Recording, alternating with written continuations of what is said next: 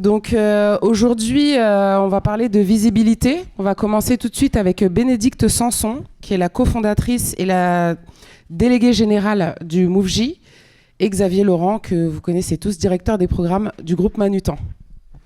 Bon, bonjour, bienvenue. Merci d'être là, effectivement, beaucoup plus nombreux. C'était un peu ce qu'on voulait, mais pas à ce point-là, c'est vraiment génial.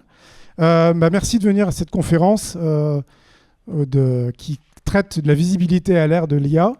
Mais avant ça, on voulait juste vous parler rapidement avec Bénédicte du programme With Manutan. Et pour ça, le mieux, c'est peut-être de se rappeler un petit peu de nos lauréats des années précédentes.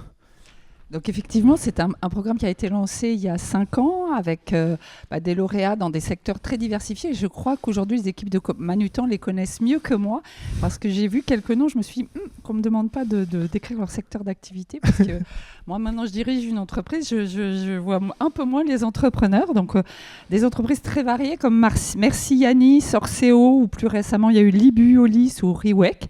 Donc, ce sont tous des profils très variés mais qui ont tous un besoin. C'est un besoin d'accélération sur leur marché. Ils ont besoin de se structurer, de se rendre plus visibles. Et ils le disent eux-mêmes pendant et dès leur sortie et longtemps après souvent. Ce qui a fait la différence, c'est effectivement d'avoir été accompagnés par un grand groupe avec des experts qui connaissent bien l'environnement B2B puisque c'est un critère pour rentrer dans ce programme d'accélération Move with Manutan. Donc c'est exactement ça. C'est la 5e édition du programme, donc c'est quand même pas mal d'avoir un truc qui dure depuis 5 ans. Et c'est presque la 6e puisqu'on a lancé les appels à candidature qui se terminent au 30 juin. Donc si vous avez des amis qui peuvent participer à ce programme, ils seront les bienvenus. Il faut s'inscrire avant le 30 juin. Peut-être qu'on peut résumer un petit peu l'objet du programme et nous dire un petit peu ce qui s'y passe pendant cette année. Tout à fait. Donc, déjà, il y a donc un appel de la candidature et c'est important. Tout le monde ne rentre pas dans ce programme. Donc, il y a une sélection qui est faite par l'équipe de Manutan et l'équipe du MoveJ. En ce moment, l'équipe est en pleine période de phoning pour présenter ce programme et faire en sorte qu'il y ait des beaux lauréats encore cette année. Et donc, chaque année, il y a 3 startups qui sont sélectionnées. Quand je vois le nombre que vous êtes, peut-être qu'il y en aura plus l'année prochaine, je ne sais pas. Et donc, pendant 1 an, alors, ils sont accompagnés en mentorat. Ça, c'est très important. Il n'y a aucun entrepreneur qui vient chez vous qui n'est pas validé par nous et qui ne suit pas le programme de mentorat. Donc, le mentorat, c'est un travail sur le savoir-être de dirigeant. Et puis, ensuite, vient tout le dispositif Manutan avec pour premier avantage, c'est d'être accompagné par 2 sponsors qui sont choisis vraiment en fonction de l'entreprise qui rentre. Donc, je sais qu'il y a des candidats pour être sponsor et que tout le monde n'a pas forcément la chance de devenir sponsor parce qu'aujourd'hui, je crois que c'est vraiment présenté perçu comme une chance. Xavier, à chaque fois qu'il me reparle du programme, je me dis waouh, c'est assez extraordinaire. Donc 2 sponsors collaborateurs de Manutan. Les entreprises peuvent être hébergées à Gonesse et elles peuvent accéder donc à toute l'expertise du groupe en travaillant au fil de l'eau avec leurs sponsors. Ils identifient les personnes qui seraient intéressantes qu'elles rencontrent. Et puis elles échangent régulièrement avec la direction et je remercie Xavier d'être très impliqué dans ce programme parce que c'est vraiment aussi important pour les startups de sentir que c'est un vrai sujet pour l'entreprise qui les accompagne.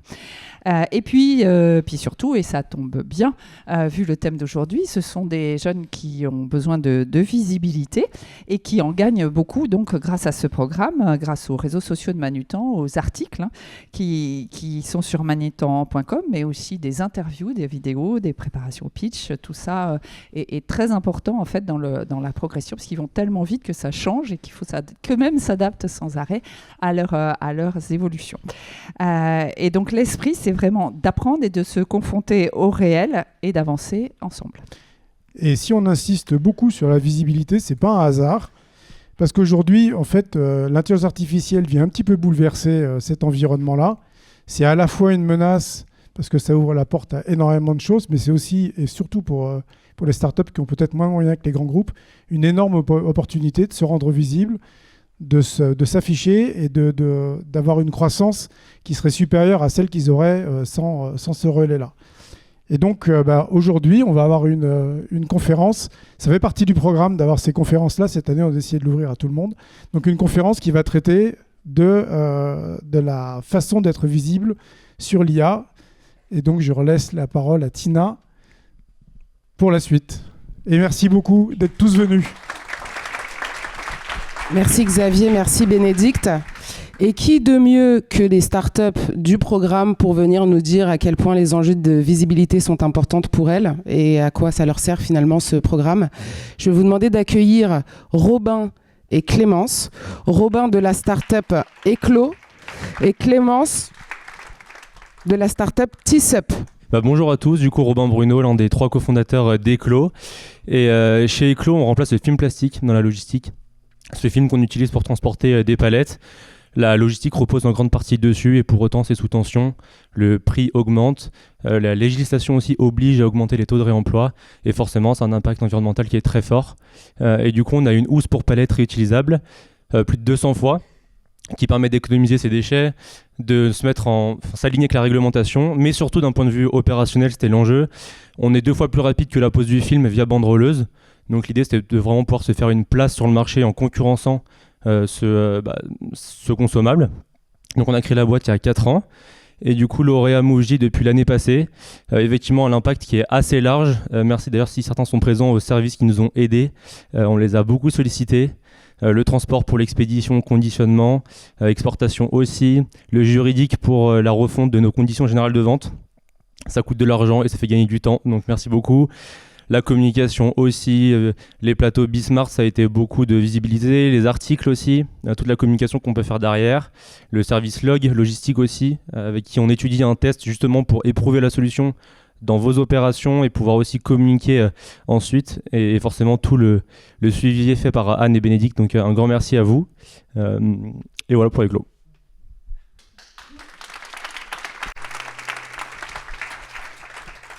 Je fais la présentation aussi, puis après on parle un peu de notre expérience, peut-être Géo, IA, etc. Moi je m'appelle Clémence Bressin, je suis la fondatrice de Tisup. Donc c'est une entreprise spécialisée dans le réemploi de déchets publicitaires dans le B2B. Donc on travaille principalement avec les grosses entreprises qui font beaucoup de publicité. Donc c'est sur le textile et la bâche notamment. Donc si je vous parle de Kakemono, de Roll-Up, je vois il y en a un dans le fond, il y en a partout. De grandes bâches qu'on va trouver sur les bâtiments, dans les salons. Et c'est un service qui est aussi destiné aux collectivités. On travaille beaucoup aujourd'hui avec les villes. Vous habitez tous dans une ville où il y a des entrepôts, où il y a des événements. Donc on traite ces déchets-là. Et on a aussi des grosses associations, alors plutôt ONG, qui font du mécénat et font aussi du coup beaucoup de publicité. Nous aussi du coup accompagnés par Manutan. Moi je suis hyper contente aussi qu'on ait eu cet accompagnement, ça nous a beaucoup apporté.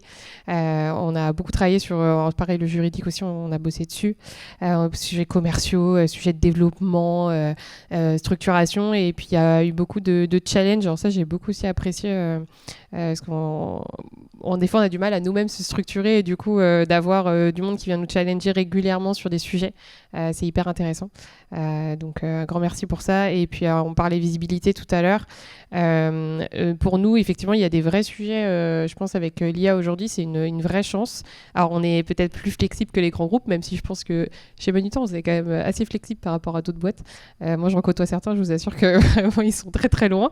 Mais ça aide beaucoup. Et aussi dans notre manière de penser, on va penser les choses différemment, on va être beaucoup plus agile. On va apporter beaucoup plus de nouveautés aussi auprès de nos clients. Nous, on est dans un secteur, alors moi je travaille beaucoup comme toi, en fait, on est des logisticiens. Nos métiers, nous on traite du déchet, donc moi mon métier c'est de gérer des camions tous les jours, hein. Globalement c'est ce qui se passe.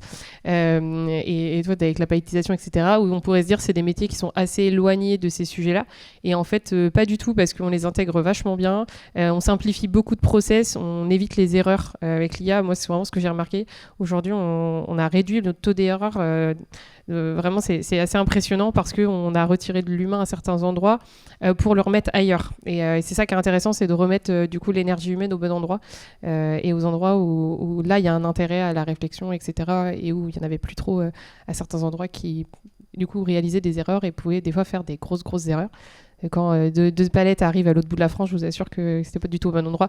Vous faites un peu la tête parce qu'une personne n'avait pas rentré la bonne adresse alors qu'avec l'IA, ça aurait été recopié automatiquement. Voilà. Voilà un peu l'expérience. Je sais pas si toi, tu avais de ton côté quelque chose aussi. Mais... Non, pour l'IA, juste aussi énormément de gains de temps. Quand on est une startup, on a des ressources assez limitées.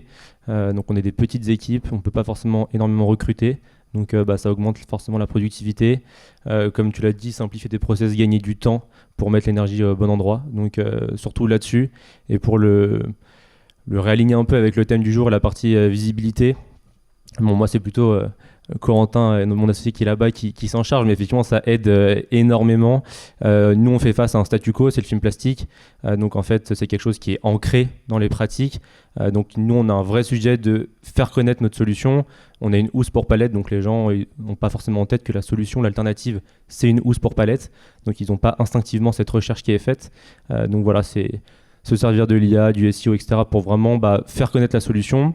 On sait que ça marche, des gens l'ont testé, donc aussi il y a ce jeu de montrer que ça marche, rassurer, faire connaître, et il y a beaucoup de canaux différents.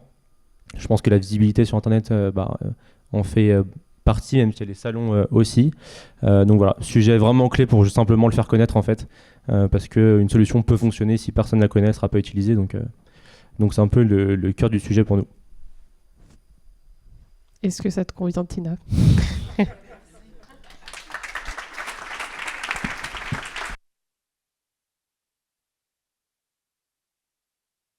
Merci beaucoup. Et on va pouvoir maintenant rentrer dans le vif du sujet. Donc, je vais demander à Latifa Zitouni, responsable des acquisitions et du trafic, et à Pauline Bouvier, directrice IA Data.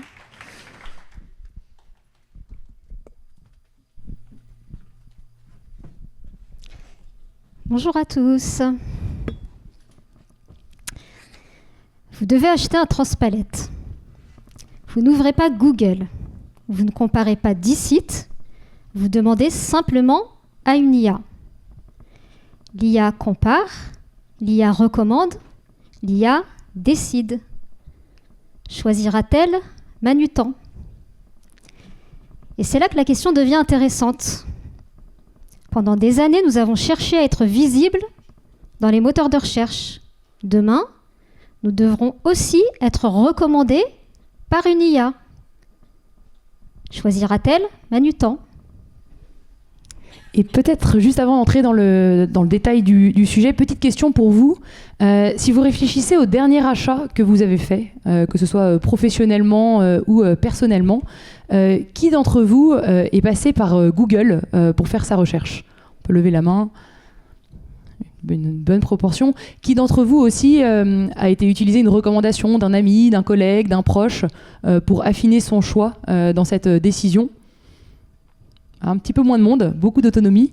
Et qui d'entre vous est parti par d'une IA générative, un LLM, que ce soit Perplexity, ChatGPT, Gemini ou n'importe quelle autre IA? On a quand même bien 20-30 doigts levés dans la salle. Assez intéressant. Peut-être qu'il y a 3 ans, il n'y aurait pas eu de main levée.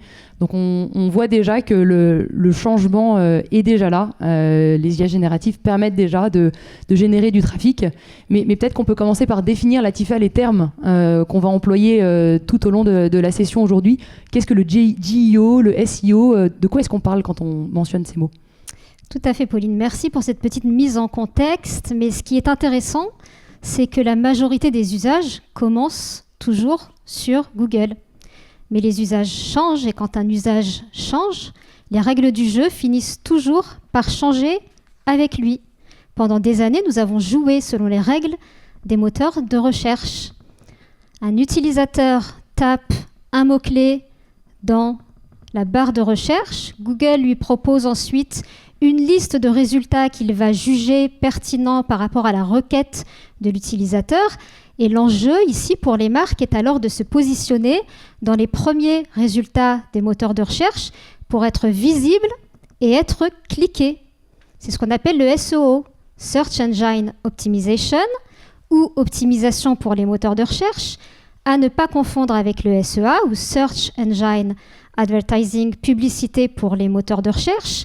Contrairement au SEA, le SEO, lui, est gratuit.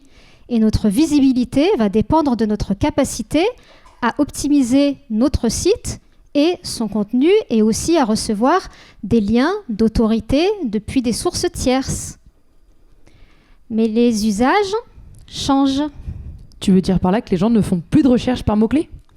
Pas tout à fait, Pauline. Les utilisateurs continueront toujours à taper des mots-clés, en tout cas sur les moteurs de recherche. En revanche, ils sont de plus en plus nombreux à se tourner vers une IA pour poser leurs questions. Et oui, ils posent des questions, parfois en rédigeant des phrases entières. Et un utilisateur qui a pris le temps de décrire son besoin n'attend pas une liste de liens. Il attend une réponse précise. Et cela vient profondément changer l'objectif. Puisque le SEO, rappelez-vous, cherchait à gagner un clic. Le GEO, lui, Generative Engine Optimization, ou optimisation pour les IA génératives, cherche à gagner une recommandation. Et ce phénomène n'est pas uniquement limité à ChatGPT ou d'autres IA génératives comme Gemini, Perplexity, pour ne citer que celle-ci, puisque l'IA s'invite aussi dans l'écosystème Search de Google avec AI Overview, qui génère directement la réponse en s'appuyant sur l'IA générative de Google, Gemini. Mais Google ne s'arrête pas là. Avec AI Mode, un nouvel onglet dédié qui propose une expérience de recherche encore plus conversationnelle, proche de celle que l'on trouve avec les assistants IA. Ok, donc finalement Google s'est quand même très bien adapté et donc maintenant je vais plus chercher des mots, je vais poser des questions, un contexte et chercher finalement une réponse à un problème, c'est ça ? Exactement, Pauline. Et c'est ça le GEO. Generative Engine Optimization, c'est optimiser sa visibilité dans les réponses générées par les IA pour être mentionné, être cité, être recommandé. Parce qu'une recommandation a souvent plus de valeur qu'un clic, et c'est ce déplacement du clic vers la recommandation qui est au cœur du GEO. Et les premiers effets sont déjà visibles. Moins 50% de trafic organique d'ici 2028. Alors l'idée, bien sûr, n'est pas de se focaliser sur le chiffre lui-même, puisque personne ne sait ce qu'il adviendra du search dans quelques années. En revanche, ce qui nous intéresse davantage ici, c'est plutôt la tendance qu'il illustre. Une tendance que nous observons déjà. Pendant des années, nous avons cherché à nous positionner dans les résultats des moteurs de recherche. Et aujourd'hui, même lorsque nous atteignons la première position, ce n'est plus tout à fait ce que l'utilisateur voit en premier. Entre les annonces shopping, les liens sponsorisés classiques, les images, les vidéos, les réponses enrichies et maintenant les résultats générés par les IA, le SEO est progressivement repoussé vers le bas de la page et cela change mécaniquement la façon dont les utilisateurs découvrent les marques. Ce chiffre, finalement, raconte à peu près la même histoire. Pendant des années, Google a joué le rôle d'intermédiaire en orientant les utilisateurs vers les sites web les plus pertinents, mais le modèle évolue, avec d'un côté Google qui répond de plus en plus aux questions, et de l'autre, de plus en plus d'utilisateurs qui se tournent vers les IA pour poser leurs questions. Dans les deux cas, le résultat est le même, la réponse arrive avant le clic. Et si de plus en plus d'utilisateurs se tournent vers les IA pour poser leurs questions, les volumes restent tout de même très modestes. Il faut savoir que les IA aujourd'hui ne détiennent que 5% de part de marché, alors que les moteurs de recherche détiennent 95% des parts de marché, donc plus de 90% pour Google. Donc vous l'aurez compris, Google est encore très largement dominant. En revanche, l'adoption des IA génératives par les utilisateurs croît de façon exceptionnelle.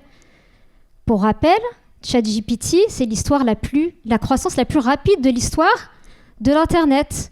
Lorsque OpenAI a lancé ChatGPT en novembre 2022, il ne s'attendait probablement pas à un tel succès. Pourtant, quelques années plus tard, ChatGPT comptabilise plus d'1 milliard d'utilisateurs actifs par mois. Ok, beaucoup d'utilisateurs, mais finalement un faible volume de trafic.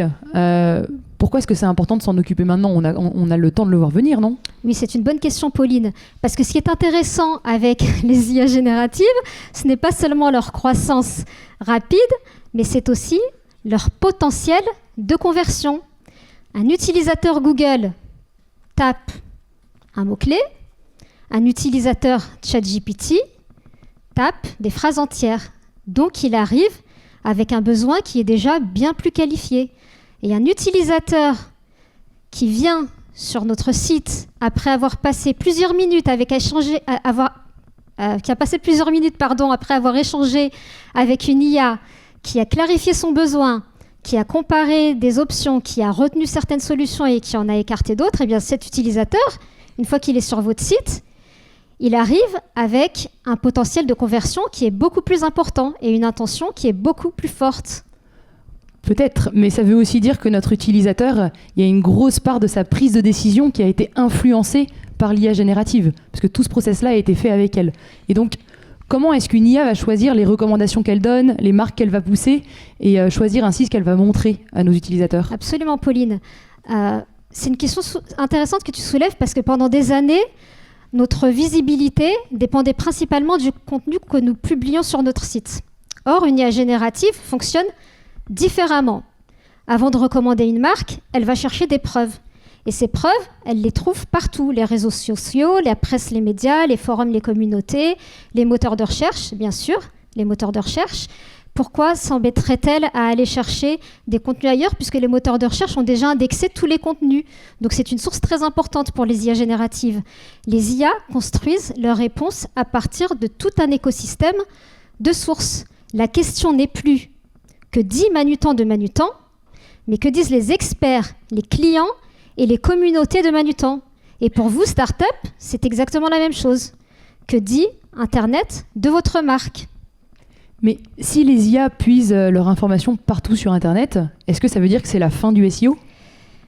Non, Pauline, le SEO n'est pas mort. On a déjà essayé de l'enterrer à plusieurs reprises et pourtant, il est toujours bien en vie. Le GEO existe uniquement parce que le SEO existe. Le SEO, c'est la fondation indispensable. Le GEO n'est que l'étage supplémentaire et on ne construit pas un étage sans fondation. Et oui, je m'improvise aussi expert du BTP par moment. Mais ce qui est important, c'est que les deux, GEO et SEO, s'ils sont aussi complémentaires, c'est parce qu'ils reposent sur les mêmes piliers, la technique, la sémantique, l'autorité. La technique, parce qu'il faut avoir un site à la fois crawlable et indexable aussi bien par les moteurs de recherche que par les IA génératives. Ils doivent pouvoir accéder à notre site, aller de catégorie en catégorie, d'une page à une autre, pour pouvoir justement explorer les contenus et les exploiter ensuite dans leurs réponses et leurs résultats. La sémantique, le SEO cherche à optimiser des mots-clés. Le GEO cherche, lui, à répondre à des intentions en couvrant le sujet dans toute sa profondeur.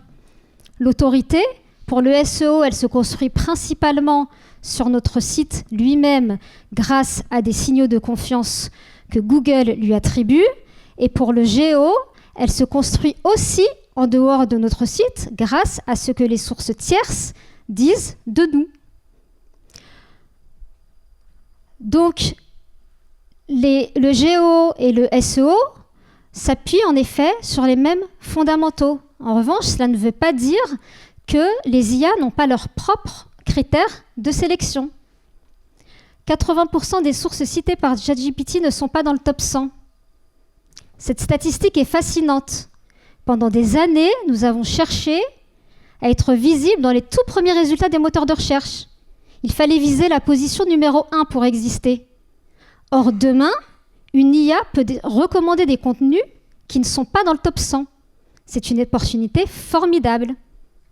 Mais du coup, pour comprendre comment gérer cette opportunité, s'il ne s'agit plus d'être bien référencé, est-ce que tu peux nous expliquer comment une IA va choisir ce qu'elle recommande ? En effet, Pauline, un moteur de recherche cherche. Je préviens, c'est la phrase la plus importante, la plus intelligente de toute cette conférence, et probablement aussi la plus importante. Or, une IA générative, elle, cherche à construire la meilleure réponse. Comment s'y prend-elle ? Elle part du prompt de l'utilisateur, donc sa question. Ensuite, elle va décomposer sa question en différentes sous-questions pour couvrir l'ensemble des intentions et vraiment couvrir le sujet dans toute sa profondeur. Elle va ensuite explorer le web, donc pas uniquement notre site, mais également d'autres sites pour aller chercher des réponses.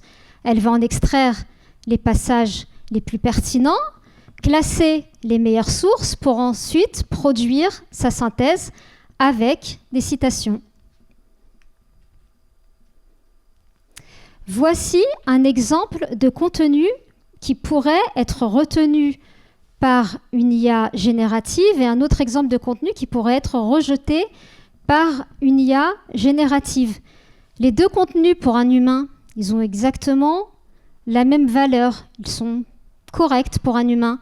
En revanche, pour une IA, ils n'ont pas tout à fait la même valeur. Pourquoi ? Parce que l'IA adore les contenus contextualisés, autosuffisants et basés sur des faits concrets.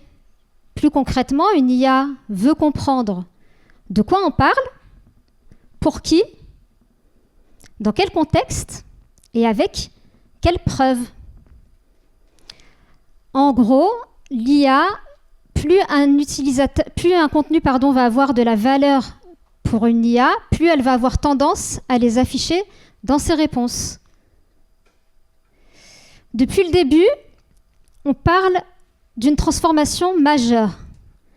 Or, aujourd'hui, moins de 1% de notre trafic provient des IA, avec ChatGPT comme première source de trafic. Cela peut sembler contradictoire, n'est-ce pas ? En revanche, c'est précisément ce qui rend ce moment intéressant. Pourquoi ? Parce que nous sommes suffisamment tôt pour apprendre, suffisamment tôt pour expérimenter. Et quand on regarde notre point de départ, on a de bonnes raisons d'être optimiste. Et c'est précisément ce qui vient nourrir notre ambition. Être la marque B2B la plus citée, recommandée et choisie par les IA. J'aime bien cette ambition parce qu'elle parle de confiance. Et au fond, c'est ce que les marques ont toujours cherché à obtenir. Mais pour concrétiser cette ambition, nous avons besoin de l'aide de tous. Pour ça que vous êtes ici.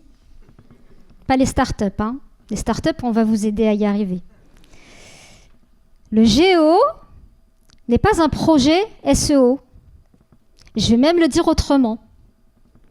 Le jour où le GEO devient uniquement un projet SEO, nous avons déjà perdu la bataille. Attends, tu vas faire peur à beaucoup de monde là. Si le SEO n'est pas le sujet principal, c'est le sujet de qui ? C'est un projet d'entreprise. C'est écrit, Pauline. Parce que le GEO ne recommande pas une marque, ne recommande pas une page. Le GEO recommande toute une entreprise, ses produits, sa réputation, sa crédibilité. Et c'est précisément pour cela que le GEO dépasse largement le cadre du SEO. C'est un projet d'entreprise, mais qui exactement construit les réponses de demain ? Les données produits. Elles apportent la matière, les faits.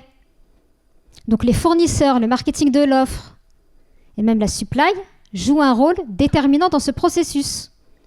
Les contenus, ils apportent les explications. Les experts métiers, ils apportent l'expertise. Parce qu'une IA accordera toujours plus de valeur à un contenu qui est rédigé et signé par un expert qu'à une page marketing générique.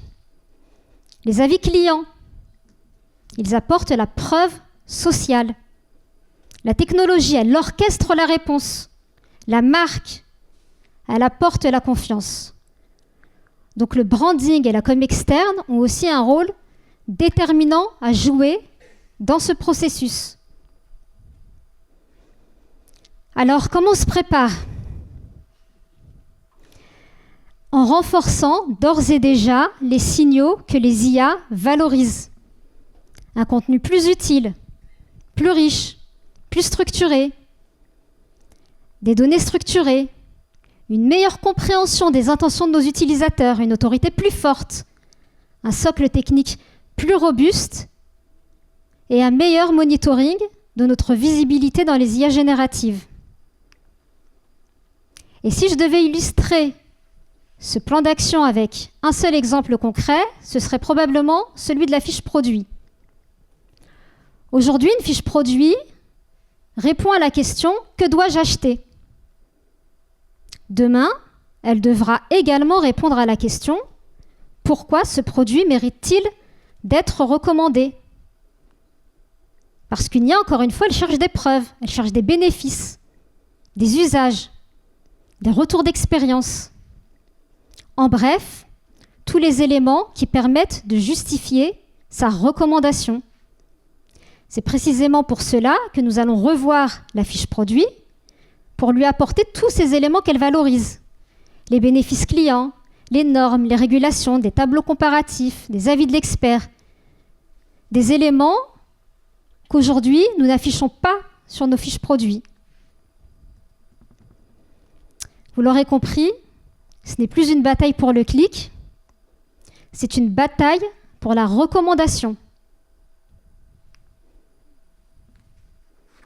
Et quand les règles changent, les KPI aussi changent. Jusqu'aujourd'hui, nous mesurions principalement les impressions, nos positions, nos CTR, donc nos taux de clic. Demain, nous allons devoir mesurer de nouveaux KPI, la visibilité. Le pourcentage de réponse IA où notre marque est mentionnée, ça devient notre nouveau ranking, notre part de voix. Autrement dit, le poids de notre marque face à nos concurrents, c'est notre nouveau trafic. Notre score de sentiment.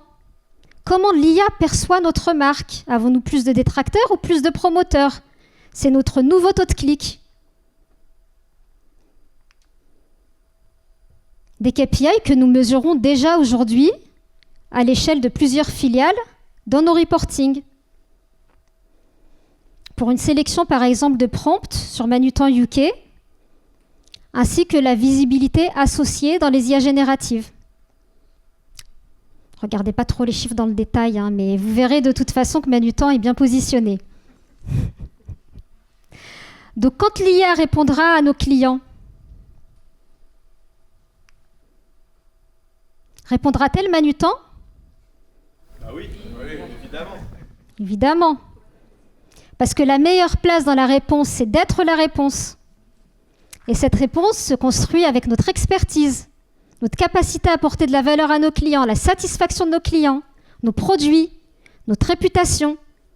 Et faire en sorte que demain la réponse soit Manutan, c'est la responsabilité de tous. Merci.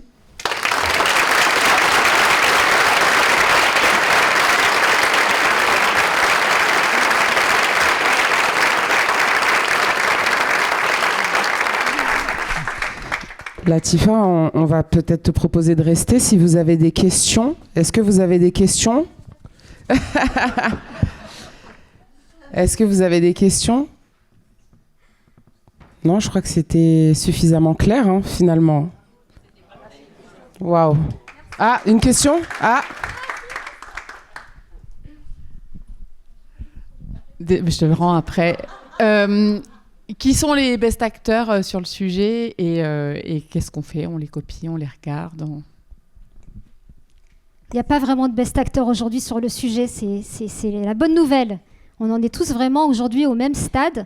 D'ailleurs, quand on regarde les prompts qu'on a sélectionnés pour nous comparer par rapport à nos concurrents, Manutan aujourd'hui ressort vraiment dans les top positions. Donc ça veut dire qu'on a déjà une réputation, une crédibilité et une autorité qui est assez forte pour remonter dans les prompts qu'on a sélectionnés. En revanche, ce n'est pas parce qu'on est visible dans les prompts qu'on a sélectionnés que la tendance en fait est généralisée à l'ensemble des prompts. Donc on va continuer à avancer, identifier les intentions des utilisateurs pour toutes nos catégories de produits pour pouvoir se faire une meilleure vision de notre position aujourd'hui. Mais l'avantage, c'est que vraiment, on en est tous au même niveau. Le géo, c'est une discipline nouvelle, c'est ce qu'il faut savoir. On est des pionniers.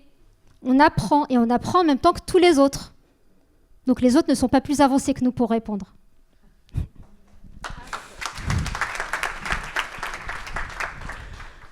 In English, but you can answer in French. I will answer definitely in French. Would you imagine that the geo strategy would be different country to country eventually? And Could we even imagine dedicated or targeted sector-specific strategies?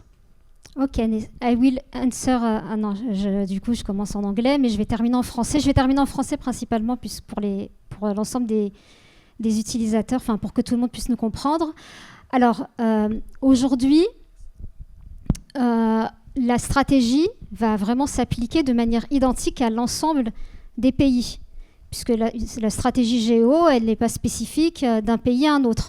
En revanche, ce qui va être spécifique, c'est vraiment les prompts, les intentions des utilisateurs. Elles peuvent changer d'un pays à un autre en fonction de l'offre produit qu'on va référencer et surtout des besoins des clients d'un pays à un autre qui peuvent potentiellement diverger. Donc, c'est uniquement les prompts qui vont différer d'un pays à un autre. Par contre, la stratégie, elle, vraiment, on va la déployer de manière identique partout, un peu comme ce qu'on fait déjà sur le SEO aujourd'hui. La stratégie est la même. En revanche, les mots-clés ne sont pas forcément les mêmes, puisqu'il y a une logique de localisation derrière des mots-clés, mais la stratégie, en effet, reste la même. Et ta deuxième question, du coup, je l'ai déjà oubliée. Ah, désolée. Oh, all right. Thank you. Moi, j'ai une question. Ah, pardon. Ah. Oui, parce qu'en fait, du coup, il y a des milliers de requêtes potentielles. Parce que là, tu as pris l'exemple du transpalette, mais ça peut être plein d'autres mots. Aujourd'hui, sur Google, quand on fait du SIA, tu vérifies, en fait, on a des fichiers. Comment on va vérifier sur les centaines de milliers de requêtes possibles dans lesquelles nos produits peuvent être cherchés, qu'on est bien référencé par ChatGPT, par Claude, etc. On va prioriser. On ne va pas adresser, en effet, les centaines de milliers de requêtes d'un coup. On va vraiment prioriser. On va plutôt s'attacher aux catégories qui sont les plus stratégiques pour Manutan. Et à partir de là, on va identifier les intentions des utilisateurs pour chacune de ces catégories. Et c'est plutôt comme ça qu'on va vraiment affiner la stratégie. L'objectif, c'est vraiment pas d'adresser les milliers de prompts qui sont tapés par nos utilisateurs, mais c'est vraiment plutôt de partir de catégories qu'on aura priorisées, en se basant aussi d'ailleurs sur un certain nombre de données. Parce qu'en réalité, tout part des besoins de nos utilisateurs. Les besoins de nos utilisateurs, on est quand même aussi censé les connaître, et on a aussi des informations qui sont disponibles potentiellement dans la Search Console ou dans Google Ads. Donc c'est potentiellement les mots-clés que les utilisateurs tapent le plus. Typiquement, un utilisateur dans Google Ads qui tape davantage transpalette, j'en sais rien, de 1500 kg, beaucoup plus qu'un utilisateur qui va taper, je sais pas, siège de bureau. On va plutôt prioriser ce mot-clé-là et d'ailleurs faire le lien aussi avec l'intention business qu'il y a derrière. Donc plus un mot-clé va avoir une intention business forte, plus on va avoir tendance à prioriser ce mot-clé-là également. Oui, bien sûr. Je voudrais juste faire un tout petit complément de réponse là-dessus sur le bénéfice de notre modèle d'alliance sur ce sujet, parce qu'un des moyens de savoir quelles sont les questions que vont se poser les clients, c'est quand même d'avoir beaucoup de retours terrain. Aujourd'hui, la plupart des acteurs, comment ils le font ? Ils le font par des études toutes bêtes, classiques, quali, d'aller récupérer des intentions clients. Et donc, en fait, là où nous, on a des senseurs terrain physiques, des vraies personnes humaines qui peuvent comprendre quel est le vrai besoin de leurs clients, et que ça, on peut le nourrir dans tout le système qui est créé par toute l'équipe de Latifa, et ben, ça nous rend beaucoup plus forts que d'autres qui n'ont pas ces capacités-là. Donc, c'est un autre point fondamental, et du coup, n'hésitez pas à remonter ces besoins-là. C'est un excellent point. En effet, on a de la matière partout, hein. Les services clients et tous les jours au contact des clients. Donc, il faut en effet qu'on arrive à récupérer leurs intentions. Pareil pour les commerciaux qui sont au contact des clients. Donc, vraiment, l'objectif maintenant, c'est plus de voir comment on peut réunir toutes ces sources d'informations qui aujourd'hui ne communiquent pas forcément entre elles pour pouvoir mieux prioriser nos actions. J'ai une question. Il y a de plus en plus d'IA qui vont faire des ads, la même chose que ce que faisait Google. Tu penses qu'on va avoir du GIO et du GIA, et comment on va s'organiser, nous, autour de ça ? Alors oui, en effet, aujourd'hui, on n'a pas adressé ce sujet, puisqu'on l'a principalement adressé au détour du SEO-GEO. Par contre, oui, il y a tout un sujet GEA aussi qui est déjà en route. Donc, bien évidemment, nous, on va prioriser aussi ce canal, puisque demain, ça va être un canal comme un autre par lequel nos clients pourront passer pour acheter tout simplement leurs produits ou découvrir la marque. Donc potentiellement, par exemple, on a déjà demandé à ChatGPT de nous whitelister sur Shopping pour pouvoir demain, en effet, couvrir aussi ces nouveaux canaux. Moi, j'ai une question qui est tout à fait en lien avec ce qui vient d'être posé, mais justement, les plateformes d'IA, donc que ce soit donc Google, mais aussi donc OpenAI, par exemple, comment est-ce qu'elles se positionnent par rapport à à ça, et en fait, est-ce qu'elles vont être nos alliés dans ce processus, ou est-ce que, au contraire, est-ce qu'elles donnent des ressources, elles donnent des infos, et même quid en fait de la data, de la souveraineté de la data des utilisateurs qui font leurs recherches. Comment nous on va avoir accès à ça, et est-ce que ces entreprises-là, elles vont nous aider et nous donner des ressources ou... Alors c'est une bonne question. À terme, j'imagine qu'elles viendront vers là. À même titre qu'on peut l'avoir aujourd'hui avec Google, qui nous donne des informations, des ressources pour mieux comprendre les intentions de nos clients. Je pense qu'à terme, elles viendront vers ça. Aujourd'hui, on n'y est pas du tout, puisqu'en effet, on n'a pas d'outils. On ne sait même pas quel prompt nos utilisateurs tapent. En revanche, on sait quels sont leurs besoins et on peut aussi deviner leurs intentions avec toute la data qu'on a, les verbatim clients, etc. Donc, pour répondre, aujourd'hui, ça n'existe pas, mais à terme, j'imagine que ça va se démocratiser, oui. Ok, merci, très clair. Ah, pardon. Merci beaucoup à toutes les deux, c'était super clair. Petite question, de la même manière que depuis pas mal d'années, en fait, on s'est appuyé sur des partenaires, des agences et SEO et SIA, d'ailleurs qui ne sont pas toujours les meilleurs. Est-ce que là, c'est un domaine où vraiment on peut accélérer en s'appuyant sur des partenaires, ou on a plutôt intérêt, vu que ça évolue extrêmement vite, à nous-mêmes se faire nos convictions, nos savoir-faire et avancer? Alors, pour l'instant, je pense que c'est un peu trop tôt. Puisque, encore une fois, le SEO aujourd'hui et le GEO reposent plutôt sur les mêmes fondamentaux. Et puis, c'est pas encore hyper clair. Comme je le disais, on est des pionniers, donc on apprend tous en marchant. En revanche, à terme, quand on sera peut-être un peu plus mature sur le sujet, et surtout qu'il y a des agences seront aussi elles-mêmes un peu plus matures sur le sujet, il faudra potentiellement, oui, l'envisager pour être certain qu'on arrive à être recommandé dans les IA génératives. En tout cas, aujourd'hui, sur la partie outils, on a déjà un outil qui s'appelle PeakAI, qui nous permet justement d'aller identifier notre visibilité dans les IA génératives sur une sélection, encore une fois, de prompts. Ça ne veut pas dire que ces outils, aujourd'hui, ils sont hyper robustes. Vraiment, on en est au tout début du phénomène. Donc, ils apprennent aussi et ces outils, ils vont gagner en robustesse au fur et à mesure qu'on avance dans le temps.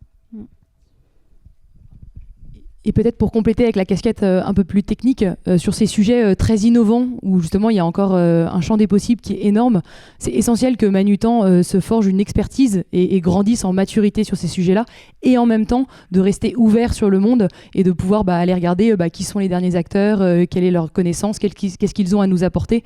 Et donc je pense que c'est vraiment un double effort qu'il faut continuer à garder. J'avais une autre question, plus basique sur le fonctionnement du GEO. Est-ce que les recommandations sont neutres et objectives? C'est-à-dire que si tout le monde aujourd'hui fait la même requête avec la même IA, est-ce qu'on va avoir la même recommandation, ou est-ce que les IA considèrent aussi d'autres informations comme la navigation ou l'historique pour proposer la recommandation qui convient le plus à la personne? Aujourd'hui, c'est pas clair. Pour Google, ça l'est. C'est très clair. Donc oui, les résultats peuvent être différents d'un utilisateur à un autre selon son comportement. Est-ce qu'il a tendance potentiellement à cliquer sur les requêtes que les utilisateurs tapent, ou alors en fonction de son expérience même de navigation sur notre site. Pour le Géo, c'est pas un sujet qui est clair encore. Donc la réponse, c'est qu'on ne sait pas.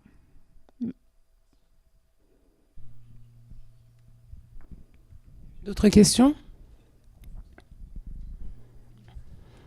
Eh bien, écoutez, merci beaucoup, mesdames. Merci. Vraiment bravo.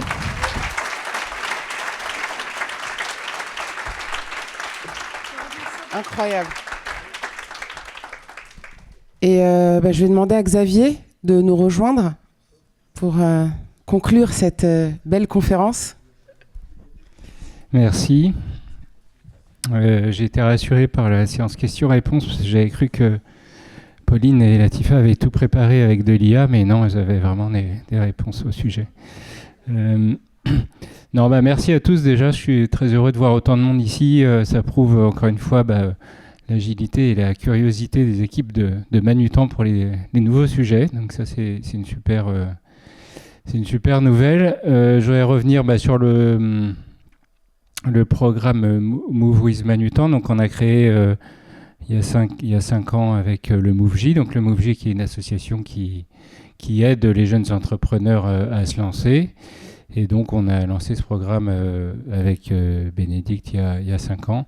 Je pense que c'est important pour Manutan parce que c'est vraiment et c'était notre volonté première quelque part, c'est d'être dans le don, le give back comme on dit en anglais, donc de faire profiter de notre expérience. Voilà, donc parce que ce qu'on fait finalement c'est un peu du mécénat de compétences par le temps et l'expertise que partagent nos experts Manutan avec les différentes startups. Voilà, donc nous on est très heureux de le faire. Donc il y a un côté vraiment désintéressé, il y a un côté intéressé aussi parce que c'est aussi un levier pour nous de communiquer et d'associer notre marque à ces jeunes entrepreneurs. Que je remercie aussi parce que c'est aussi l'occasion, je pense, par l'interaction qu'ont les différents experts et sponsors avec les startups, c'est aussi une façon de nous faire grandir, de les faire grandir, parce que voilà, vous, les startups, on a vu Clémence et Robin sur scène, et les différentes startups sont à cette image. C'est des jeunes qui ont la fougue de la jeunesse, on va dire, et quelque part cet œil nouveau, il apporte beaucoup aussi, je pense, aux experts, aux sponsors. Donc voilà, merci à vous pour l'énergie que vous nous donnez. Merci du coup aux sponsors et aux experts qui contribuent, qui passent du temps, et on sait que on est tous bien occupés chez Manutan, eux aussi en particulier, mais que voilà, merci à eux de prendre ce temps.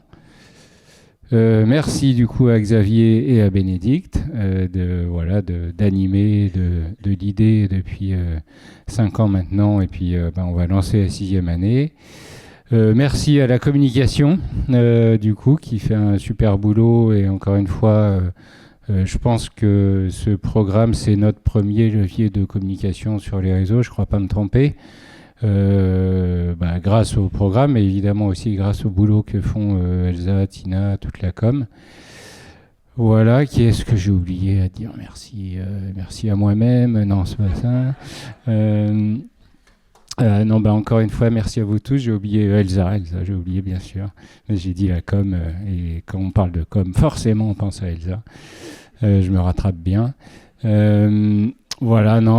Écoute, merci à Pauline et Latifa et à ChatGPT.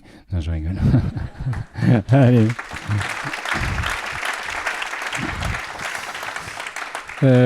Merci à vous tous, et puis à bientôt pour une nouvelle aventure vendredi soir au plus tard.